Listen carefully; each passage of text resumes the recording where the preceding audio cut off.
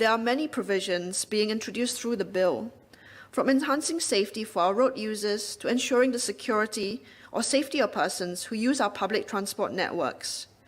Yet, there is one area of safety which does not feature, and that is the safety of migrant workers.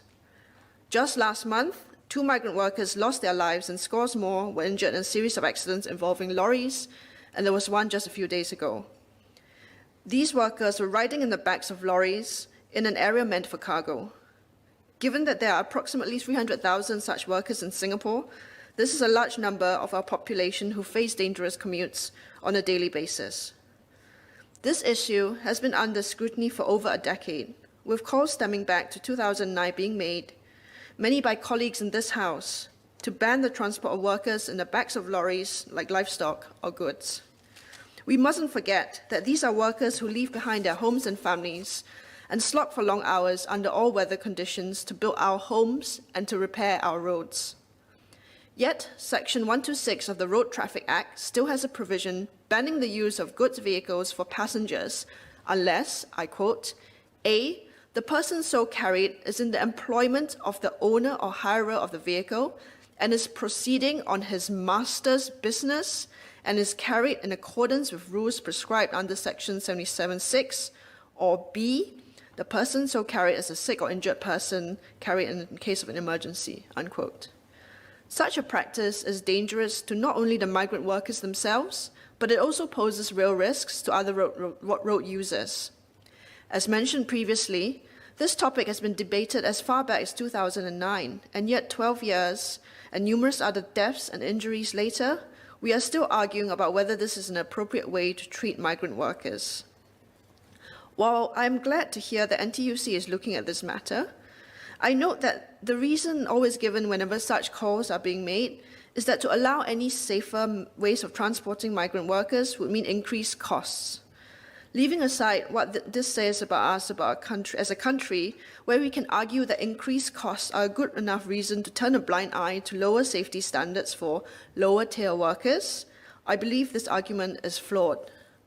First, because it ignores a more fundamental problem in our labour system that we are still struggling to address, and that is our addiction to cheap labour, often at the expense of productivity increases.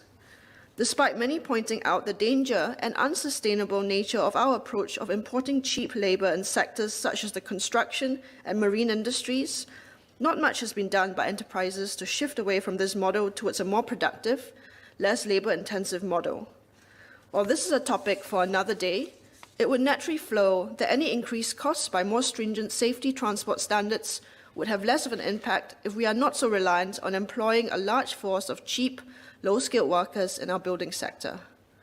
Additionally, as we have been looking at our ITM 2.0 roadmaps, is this not a good time for us to start looking into the entire way that the construction industry is structured to really find long-lasting, sustainable solutions that maximize productivity and minimize labour input?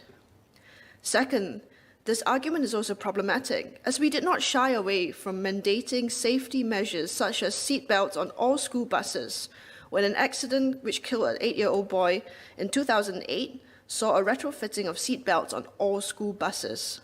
A sum of 35 million was set aside by the government to help owners of small buses implement this.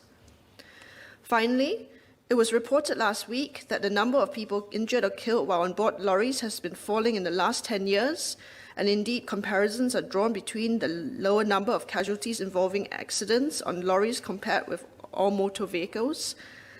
This is actually a non-starter, as the statistics quoted include the number of injuries for all road users and crucially include motorcycles, which have a higher casualty rate.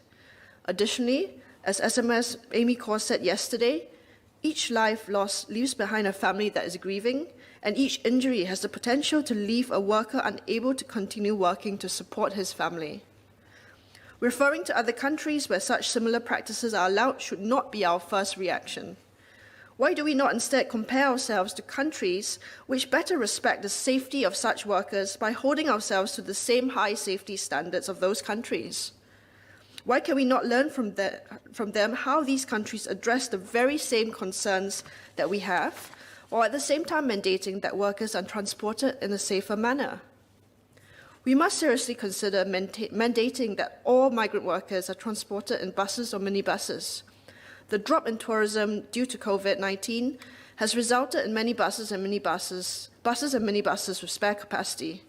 Perhaps this is a good time as any to start the transition with some kind of government support.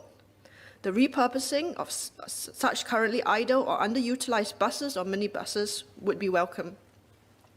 In any event, we should also have a proper study of the costs, both as an absolute number across the industry and as a percentage of total construction costs associated with enhancing safety measures for the transport of our migrant workers, together with a good look at the labour model for our construction industry in order to have a more meaningful conversation on this topic, rather than have vague statements being made about costs each time the topic is brought up.